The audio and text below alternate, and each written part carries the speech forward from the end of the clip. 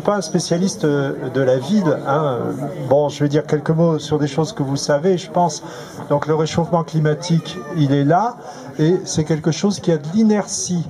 C'est-à-dire ce qu'on fait actuellement, que ce soit en bien ou en mal, ça aura de l'impact dans le futur, hein. Vous le savez, le réchauffement, il est principalement dû aux émissions de gaz carbonique. On va chercher dans le sous-sol du pétrole, du charbon et du gaz qui n'étaient pas dans le circuit en quelque sorte, qui ont été enfouis par les processus géologiques il y a 100 millions d'années ou plus. On le brûle, ça rajoute du gaz carbonique qui n'était pas dans l'atmosphère. Et ce gaz carbonique est un écran vis-à-vis de l'évacuation de la chaleur. Et donc c'est un peu comme si on améliorait une couverture naturelle. Et sous la couverture, il fait de plus en plus chaud, hein. Alors le réchauffement, vous savez qu'il y a des enjeux.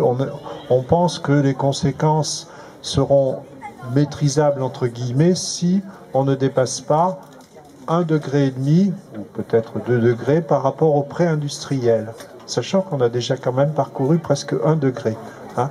Donc l'urgence d'agir, c'est ça, c'est de ne pas dépasser vers la fin du XXIe siècle 1,5 degré par rapport au pré-industriel. Et c'est difficile parce que finalement nos sociétés sont beaucoup basées quand même sur l'utilisation des combustibles fossiles, hein. Et ça s'est beaucoup accentué depuis les années 60. Donc il s'agit de réorganiser un petit peu les choses, et même beaucoup, notamment en ville, pour que les transports, les déplacements fassent moins appel au charbon. Enfin, au charbon c'est fini, mais au pétrole, à l'essence, hein. Voilà, hein. Ensuite, il y a tout ce qui est aménagement et économie d'énergie par l'isolation, hein. Ça, c'est encore c'est en cours, et entre guillemets, c'est relativement facile. Les transports, c'est un petit peu plus difficile, hein. Je ne vous cache pas que je suis venu en voiture, là j'étais à Gif-sur-Yvette, je ne vois pas comment j'aurais pu faire autrement, hein. Ou alors si, mais en mettant 4 fois plus de temps, hein. Mais la mobilité, elle est là. Ouais. L'exemple n'est pas terrible. Mais je plaide coupable. Mais bon, après, je vais sur Paris. Bon, enfin, j'aurais pu reprendre ensuite le métro, ensuite rentrer à Bourg-la-Reine où j'habite. Oui, je serais sorti là, hein, oui. Non, mais voilà, c'est la preuve que je suis le premier concerné et que les choses ne sont pas si faciles. Il y a sûrement des habitudes à changer. Et pour vous, et aussi pour la mobilité, moi, depuis quelque temps, il y a quelque chose que je trouve remarquable, c'est le vélo électrique. Ça marche vraiment très bien. Mais par contre, ce qui ne va pas, c'est de se retrouver au milieu des bus et tout ça. Et là, en venant, je traversais en voiture Arcueil et l'avenue de Stalingrad. Et il y a une malheureuse piste cyclable marquée à coups de peinture avec même des plots en béton au milieu. Non, sincèrement, ça ne va pas. Il faut au moins repenser ces choses-là, hein. Donc je crois qu'il y a plein d'efforts. Je crois beaucoup à l'échelle locale, régionale, parce que c'est là qu'on peut vraiment commencer à changer les choses. Enfin, si vous voulez mon avis, malheureusement, je pense que la seule chose qui fera vraiment bouger les choses, c'est le prix de l'énergie. C'est pas très juste, parce que ce sera un facteur d'inégalité. Mais en fait, tant que l'énergie sera aussi peu chère, en fait, quand on fait le plein, on la trouve chère, mais en fait, elle n'est pas chère. Avec un plein, vous pouvez faire 1000 km avec 4 personnes, hein. Les billets d'avion, regardez par rapport à autrefois, avec les promotions. Moi, j'ai des fois des amis qui me disent « Oh là là, j'ai trouvé un billet à 50 € pour aller à Barcelone ». Je ne trouve pas que ce soit une bonne nouvelle, hein. Donc, il ne faut pas jeter le bébé avec l'eau du bain, mais il faut un peu repenser les choses. Inclure le prix de la pollution, le prix du carbone dans les prix de l'essence et tout ça, ça il faudra le faire, je pense qu'il en est question. Et repenser effectivement la mobilité, hein. Et penser aussi à tout le reste, c'est-à-dire des aménagements, l'isolation des bâtiments, hein. Donc voilà, c'est des choses très générales, mais l'urgence, elle est là, parce que c'est un peu un exemple facile, mais on le donne souvent. C'est un peu comme une voiture qui est lancée, il y a un virage qui arrive, si on n'anticipe pas, il faudra freiner très fort, voire aller dans le mur, hein. Si on anticipe, on pourra s'adapter beaucoup plus facilement, hein. Il faudra jouer sur les deux aspects, l'adaptation et la modération du réchauffement. Alors, dernière phrase, il faut bien voir que c'est quelque chose qui se joue à toutes les échelles. L'échelle locale, l'échelle régionale, l'échelle nationale les échelles internationales. Mais c'est pas pour autant qu'il faut se dire bon, oh là là, c'est un problème trop global, je m'en désintéresse. C'est vraiment les petits ruisseaux qui font les grandes rivières. Dans ce domaine, peut-être encore plus que dans d'autres. Voilà, bon, j'ai les quelques mots que je pouvais dire. Si vous voulez échanger un petit peu, oh,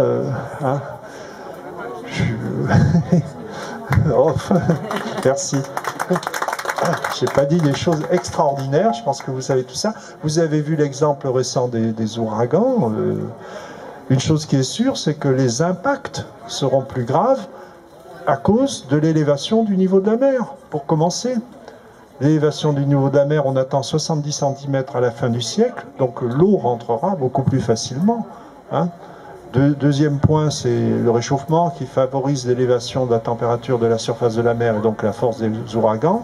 Et troisième point qu'on évoque peut-être un peu moins, c'est quand même le fait que les côtes, certains endroits, sont de plus en plus habités, peuplés, donc les impacts, les dégâts iront en s'accentuant.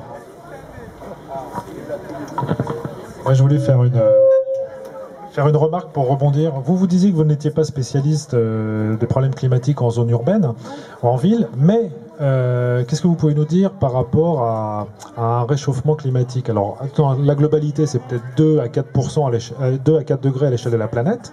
Maintenant, on a lu des chiffres. Par exemple, en ville, avec l'inertie des matériaux, on peut monter jusqu'à 7, 8, 10 degrés. Est-ce que vous pouvez nous dire un mot par rapport à ça? Oui, donc là encore, sous réserve, parce que moi je m'occupe des paléoclimats d'il y a 100 000 ans. Bon. Mais évidemment, les villes, c'est des îlots de chaleur. Ça peut être des îlots de chaleur, tout simplement parce que le goudron noir absorbe beaucoup plus la chaleur.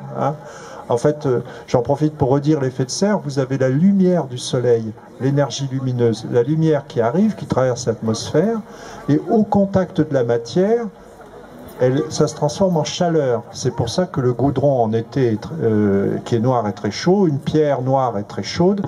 C'est l'énergie lumineuse, la lumière qui a été convertie en chaleur au contact de la matière. Cette chaleur veut repartir sous forme de rayonnement infrarouge et elle est entravée par les fameux gaz à effet de serre. Ceci étant, il en faut, s'il n'y en avait pas du tout, il ferait moins 18. Mais bon, on en a rajouté beaucoup. On en a rajouté pour le CO2 un tiers à peu près, par rapport au naturel.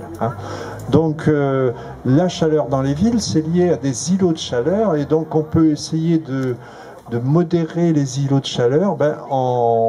C'est vrai que de repeindre certaines choses en blanc, ça peut paraître bête, mais ça peut aider. De développer la verdure sur les toitures le plus possible. De calculer là ça va être plutôt aux architectes d'y penser, au système d'aération naturelle et qui fait que l'air circule et voilà, en fait des courants d'air. Et puis voilà. Voilà des espaces verts, l'agrandir. Voilà. Donc c'est vrai que la ville, c'est des problèmes spécifiques. Et il peut y avoir des solutions partielles relativement simples, mais il ne faut pas se dire que c'est facile non plus. Il y aura des îlots de chaleur, il y aura à s'adapter, mais dans les maisons, les immeubles, dans la mesure du possible, il vaut mieux s'adapter par des systèmes naturels de protection contre la chaleur ou d'aération, plutôt que de mettre la clim à tout va partout. Parce que la clim à tout va partout, bon d'accord, en France c'est de l'électricité, donc c'est de l'électricité nucléaire à 80%, mais ça implique aussi d'autres problèmes. Donc voilà, il vaut mieux faire les choses le plus soft possible. Mais c'est pas des problèmes très faciles, mais il faut les aborder. Merci. Juste un... Tu veux pas ? Je vais juste aborder la question de la clim, parce qu'à un moment donné, j'avais le chapeau vert, le chapeau de l'environnement, donc j'étais contre la clim, puisque ça permet de libérer beaucoup de gaz. Mais lorsque j'ai mis le chapeau de santé publique, je suis pour la clim, parce que c'est un moyen d'adaptation et de mitigation, et ça peut protéger aussi les personnes vieillissantes et les personnes vulnérables. Donc... Mais en fait, je suis aussi pour repenser à des modes de protection et de climatisation qui sont éco, comme les puits canadiens, etc. Mais à un moment donné... suis d'accord avec vous, hein, je ne suis pas anti-clim à fond, je dis qu'il faut en faire un usage raisonné. Hein. Dans les hôpitaux, je pense qu'il faudra, dans les maisons de retraite, je pense qu'il faudra. Hein. Mais il faut en faire un usage raisonné, voilà, le plus raisonné possible, mais autrement... je suis assez d'accord, on ne va pas jeter le bébé avec l'eau du bain, en quelque sorte. Mais attention, les impacts quand même du réchauffement peuvent être... encore nous, on est en une région aux latitudes moyennes où ça devrait bien se passer. À part quelques régions, on ne craint pas trop la submersion. Mais enfin, c'est pas le tout d'être un îlot relativement épargné dans un monde chaotique.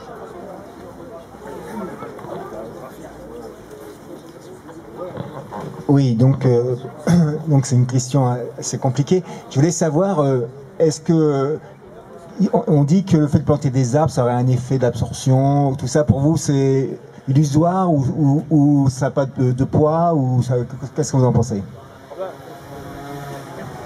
Si vous voulez, si on parle de la ville, oui, je pense que mettre des arbres c'est une bonne chose, ça apportera de la fraîcheur et tout ça.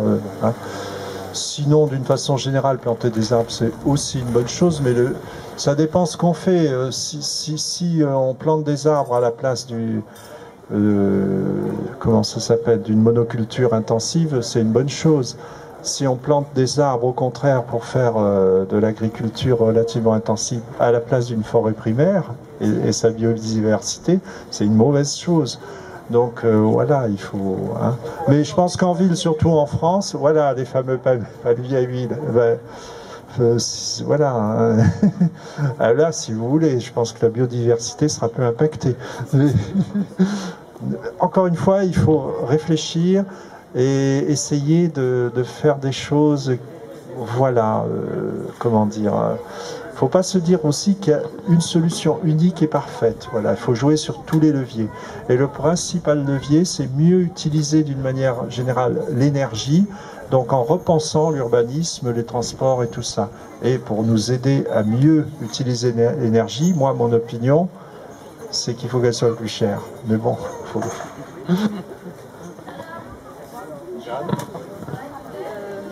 Bon, vous êtes climatologue. Et, pardon, faut que je fasse. Est-ce que vous avez un rôle par rapport à l'éducatif? Parce que vous émettez les idées, oui, il ne faut pas trop, un peu, beaucoup, enfin. Et est-ce qu'il y a une notion d'éducation au niveau des populations? Parce que c'est très important, ça, il me semble. Sinon, vous avancez. Non, mais vous avez raison. En fait, je pense que ça commence à être dans les programmes des lycées, du moins les notions de base, elles y sont, y compris en paléoclimatologie, glaciologie et tout ça. Les notions de base y sont. Et à titre personnel, moi-même et pas mal de collègues chercheurs dans notre laboratoire et dans le fameux institut qui regroupe quand même plusieurs laboratoires de la région parisienne et donc 1 millier de personnes, on va dans les lycées, on va faire des exposés, on va dans les lycées, on fait des actions, on fait la fête de la science. Il y a des alternativas, si vous avez entendu parler aussi. Voilà. Donc, on va aussi, ces jours-ci, bon, il y avait les ouragans et tout ça, l'ouragan, mais bon, on va aussi dans les médias, hein, on va essayer d'expliquer. Hier à BFM, j'ai vu mes collègues. Hein. Donc, voilà. Donc, oui. Mais de toute façon, je pense qu'en France, au moins, la prise de conscience, elle est à peu près faite. Je serais peut-être pas totalement, mais elle est faite en partie. Par contre, l'idée de se dire, bon, faut agir maintenant, accepter les contraintes de l'action, c'est autre chose. Donc, vous parlez des jeunes. Non, il faut que vous avanciez par là. Alors, oui. C'est très bien, les jeunes, ils sont super, les jeunes, ils ont plein d'idées. Ce qui pourrit tout, c'est les adultes. C'est leurs parents. Alors si les jeunes, attendez, si les jeunes, on leur apprend quelque chose à l'école, mais que les parents disent c'est de la foutaise, j'en ai rien à foutre, bon, j'ai envie de vivre comme ça, les jeunes, ils vont se qualifier sur le modèle des parents. Hein. Non, oui, mais les jeunes, évidemment, ça dépend des parents. Il faut que tu le tiennes comme ça, en fait, c'est ça. Hein. En fait, il faut que tu le tiennes comme ça. Jeanne, si tu parles dans le micro, il faut que tu le tiennes comme ça. Je ne sais pas lequel des deux sifflait. Bon, celui-là, ça va. Donc, oui, mais je pense que chez les parents, il y en a pas mal qui ont conscience du problème, hein, qui sont pas... Bien sûr qu'il y a des climato-sceptiques, évidemment. Mais bon, ceux-là, il y en a moins. Hein. Mais il y en a encore, mais ça, je veux dire... Il y en a qui vous diront que la Terre est plate, à la limite. Donc, Hein. Mais il y en a quand même moins, je ne dis pas qu'il n'y en a pas, mais il y a des gens, c'est vrai que moi on m'a déjà fait la réponse, si vous voulez, par rapport à d'autres sciences, on n'amène pas, par rapport à la médecine, nous, on n'amène pas le comprimé en disant « avale ça, ça ira tout de suite mieux ». On dit attention, voilà ce qui risque d'arriver. Donc évidemment, c'est des fois un peu plus gênant. Et puis, il y a quand même un impact sociétal assez important. Donc c'est normal. Quand on quitte le domaine de la science pure, ben oui, ben, on entend tout et n'importe quoi. C'est un peu la règle du jeu. Donc... mais bon, je trouve que quand même le climato-scepticisme en France, c'est vraiment minoritaire. Hein. Ça ne veut pas dire qu'il faut se dire que tout est gagné et que tout le monde accepte. Donc je voulais dire l'anecdote, une fois je parlais comme ça à un ami que j'ai... et puis il me disait, oh là là, tu nous embêtes avec tes histoires de climat, je suis un bon citoyen, je paye mes impôts. Et sa réponse n'était pas stupide, ça veut dire il voulait se décharger sur l'État, sur les autres, de ce problème supplémentaire. Quoi. Sa réponse c'était, écoute, j'ai assez de soucis que tu vas pas me coller, tu vas pas me faire flipper pour un truc en plus. Pourtant si, il faut un peu. Dernièrement, dans l'IB, il y a eu un article très intéressant sur qui s'appelait de Cohen, il s'appelait, je ne sais plus comment c'était, où les gens sont tellement habitués à dire oui. Moi, j'ai travaillé au CNRS, et pas dans les sciences dures, dans les sciences molles, les sciences humaines, mais je pense que les penseurs, les scientifiques, les intellectuels auraient quand même une petite reconversion à faire, à écouter ce que les citoyens pensent. Alors, il y a deux choses. Deux secondes. Oui. Je pense que sur un certain nombre de points, on pense qu'il y a de la science pure, mais il n'y a pas de science pure. Hein? Ce qui m'intéresse, par exemple, sur les extraterrestres, je connais bien les astrophysiciens. Il y a 20 ans, quand je leur parlais que probablement il y avait des choses qui étaient habitées ailleurs, je me disais, mais enfin, ça c'est de la folie. Maintenant, en privé, ils vous disent tous que c'est vrai, il doit y avoir des gens qui vivent. Comment, on ne sait pas, mais il y a de la vie. Ah oui, il y a de la vie. Des gens, je demande, mais peut-être aussi, mais il y a de la vie, ça c'est sûr. Non, mais ce que je veux dire, c'est qu'on est à une époque où il faut repenser la relation entre les gens qui sont payés par l'État, comme je l'étais au CNRS, et c'est-à-dire on se doit, dans notre façon de redonner les expériences que nous menons, de tenir compte de ce que les gens vivent. Je suis assez d'accord, mais le rôle des scientifiques que nous sommes, au Labo des sciences du climat et puis à l'IPSN, c'est vrai que notre rôle à nous, c'est vraiment les bases scientifiques, hein, c'est vraiment étudier les bases scientifiques. Mais nous avons des collègues, notamment ceux qui établissent les scénarios socio-économiques pour le futur, les scénarios du GIEC, eh bien oui, eux, ils sont à l'interface entre la science et la société. Hein. Et donc je suppose, je ne sais pas si ils sont à l'interface entre la science et la société, donc ils connaissent l'économie, ils savent comment les choses peuvent évoluer. Je pense quand même que là, effectivement, ça répond plus ou moins à votre question. Mais je ne vais pas dire que... Je dis quand même qu'il faut quand même des scientifiques qui s'occupent des bases physiques. Parce que c'est la base physique d'abord. Le réchauffement climatique, c'est ce fameux effet de serre qui est un effet physique. Hein. Donc oui, mais... Pourquoi, si on suit le livre qu'a écrit Christophe Bouteiller, Bourseil, Christophe Bonneuil, sur Anthropocène, c'est quand même intéressant que ces choses-là auraient pu être dites il y a 50 ans et qu'elles ne sont pas dites à un moment donné. Pourquoi elles n'étaient pas dites il y a 50 ans? C'est que c'était beaucoup moins perceptible que maintenant. Depuis quelques dizaines d'années, le réchauffement est là et s'accélère, donc on le voit bien et tout le monde le voit bien. Mais il y a 50 ans, c'était beaucoup moins net, même si on connaissait la problématique. Oui, hein, mais ce qu'on demande à un chercheur, c'est justement d'avoir... Si on n'était pas chercheur, on peut ne pas voir les choses, mais quand on est chercheur et qu'on est payé pour chercher, il faut qu'on se mobilise sur des choses qui sont très peu perceptibles. C'est ça la vraie position d'un chercheur. Il faut aussi comment dire, vraiment se baser sur les faits scientifiques, disons, bien établis, ce qui n'empêche pas des fois de donner quelques alertes, parce que si vous êtes trop à la frontière, vous risquez de décrédibiliser, parce que finalement les choses ne se passent pas comme vous les avez dites. Donc il vaut mieux parler sur les choses qui sont bien établies, pour commencer. Et il y a déjà de quoi dire. Mais ouais, je ne suis pas non plus opposé à ce que vous dites. Hein.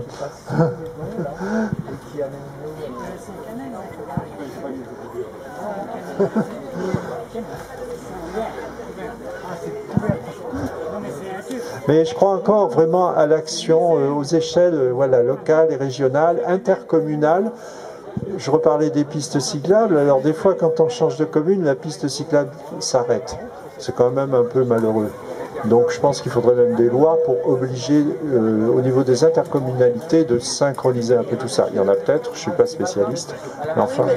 On dit à propos des pistes cyclables que dans certains pays, justement, où on laisse tout le monde rouler ensemble, c'est presque mieux que d'avoir des pistes cyclables. Ah non, sincèrement, enfin moi, j'ai peur quand il y a des voitures à côté. Ah ben que vous ayez peur, oui. C'est sûr que les vélos. Je pense que j'ai raison. Oui, mais certainement. Certainement, mais bon. Merci beaucoup. Ah ben de rien. Merci.